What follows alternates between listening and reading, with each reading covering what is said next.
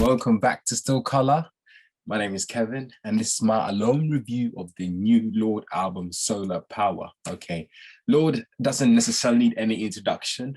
She's had sort of like a stellar career so far, running up to this third album, starting off with Pure Heroin, which was 2013, I believe, with the record like Royal. You did extraordinarily well, and other songs on the album, and that was followed up by Melodrama that had brilliant records throughout all of it as well, especially the singles records from it as well, and also some of the album cuts as well. So I really did appreciate, and I did like Melodrama. So it was a long time coming up until now, until she released the Solar Power album, sorry. I believe Melodrama came out 2017, this one came out 2021. So it was interesting sort of to see what her new direction was going to be for the album. Solar Power kind of continues on to where sort of, Lorde has mentally sort of gone off to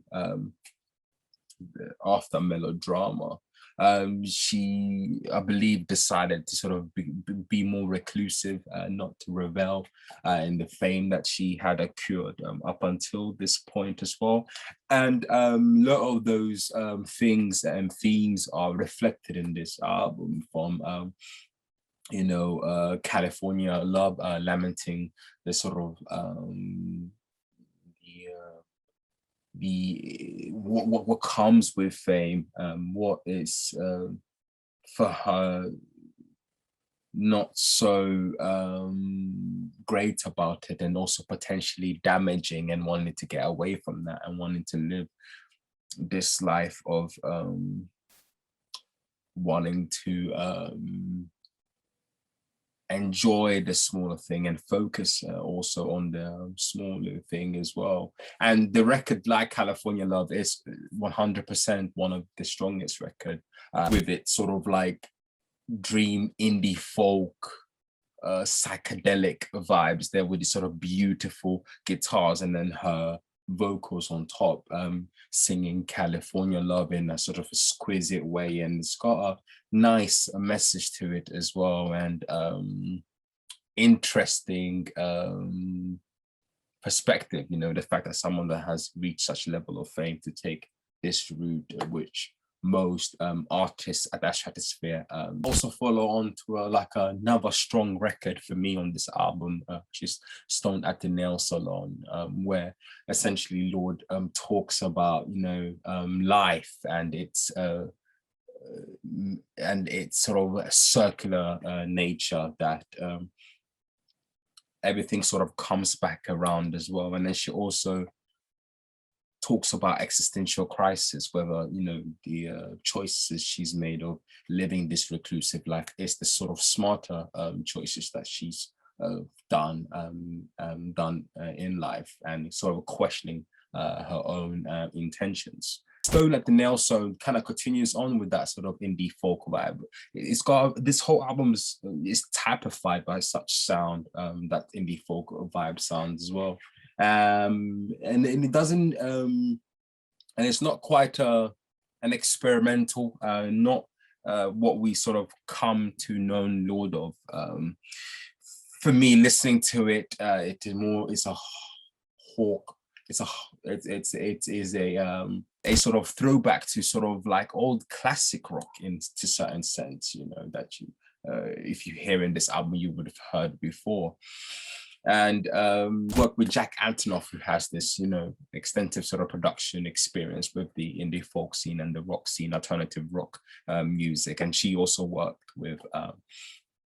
on the Taylor Swift album as well. So there was an interesting correlation there that also made me think what different in terms of sonic and sound could be from his previous. The big placeholder, the great record on this album for me is definitely Dominos. Dominos is just, again, it's got that sort of laid back indie folk guitar as well, but it's extremely sort of stripped back, like a lot of records on this album as well. There isn't no sort of big punchy out chorus like any others, or like most songs on this album, and it's just so beautiful, and you can sort of hear the sort of wind. You can hear the outside door coming in as well, and interesting sort of sirens as well playing in the background, which are quite odd, but there is a nice familiarity towards the way it sounds. And again, her lyrics are quite brilliant with Dominos. She's again talking about an abusive man, which is quite interesting for such instrumental to talk about. Essentially a person who has been given the freedom or has the ability to start over again in their life, despite the many transgressions that they've had. So interesting and a great and a beautiful record, and definitely one of my favorite records on the album. And what I didn't like very much about the album is that this album, it isn't anything. It's very familiar. If someone that have heard a lot of this indie folk record, it's very familiar. There's nothing sort of different about it. And even though there's nothing different about it, there's nothing that sort of makes you feel. There's not much intensity to it, or extreme levels of beauty or its sadness, whichever emotion she's trying to sort of convey. And I do feel like if that had definitely would have been maximized, I would have essentially just amplified the sort of statement that she was trying to make with this album. And in terms of the lyrics, I feel there is the great points, like I mentioned, with a record like Dominos, for example, or Stone at the Nail Salon, for example. But then we have also Solar Power, which was one of the singles that she released this year, which I didn't quite like. Was Solar Power. You know, it's this big sort of summer record, essentially, where she's sort of talking about, you know, letting your hair down, let's say, and escaping sort of the sort of shackles that you may have in life, and taking things by the grip. And weirdly enough, there is a weird very weird message where she says, follow the light, you know, follow the sun, it will give you the answers. Kind of a bit like these vague spiritual books that are not necessarily specific, that kind of leave you with like, this is not you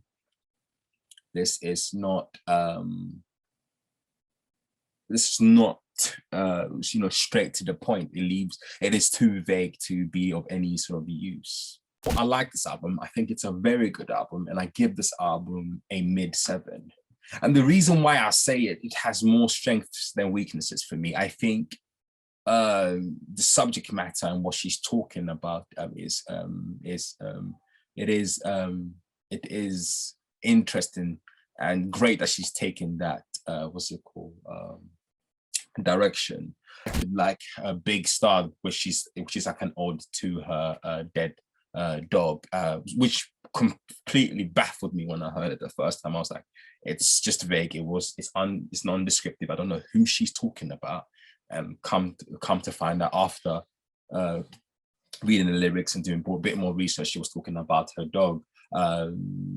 It's a sweet record, and there's a lot of there's times where there's a hint of pleasantness, of course, in a record like Dominos, and you know, great lyrics, like the record Stone at the Nail Salon, where she say, got memory of waiting in your bed wearing only my earrings. We go dancing all over the landmines under our town, but the sun has to rise. When it does, we divide up the papers. 2 for my hellraisers. I'm still crazy for you, babe. It's beautiful lyrics, such, and just gorgeous sort of melodies at times, or with individual record. But overall, like I mentioned, of what I didn't like in terms of this sort of outright sort of beauty and punch with the record was sort of lacking. And also like the record leader of the new regime, where she's talking about climate change. But it isn't so quite dramatic. I mean, she's essentially just, I think, talking about some sort of, you know, celebrity taking the bare minimum that they can, and escaping whichever sort of, you know, hurricane or damage that there may be. So yeah, very interesting. But I think it's a good album. I enjoyed listening to it and trying to understand what the album was about, and I'm happy that she sort of took this direction. I think it's a very good album, and I can't wait to hear more of her music, like all of us. So guys, that's my review of the new Lorde album. If you liked it, give a thumbs up. If you didn't like it, give it a thumbs down. What did you like or didn't like about the album, and why? And also, we got our pick and mix playlist, which I think is perfect for the type of music that is on this album. It has the same sort of, not just sound and vibe, but also the bigger branches of it. Like, you could possibly do this similar journey to how a sort of alternative electronic artist like Lorde came to the point of now listening to music or making music, alternative rock or indie folk music, like on this album. And guys, also do check out like our classic rock first listen by Jarvis. There's interesting albums by classic rock artists that he is doing right now, so check it out. And guys, have a good evening, and I'll see you all next time. Thank you all.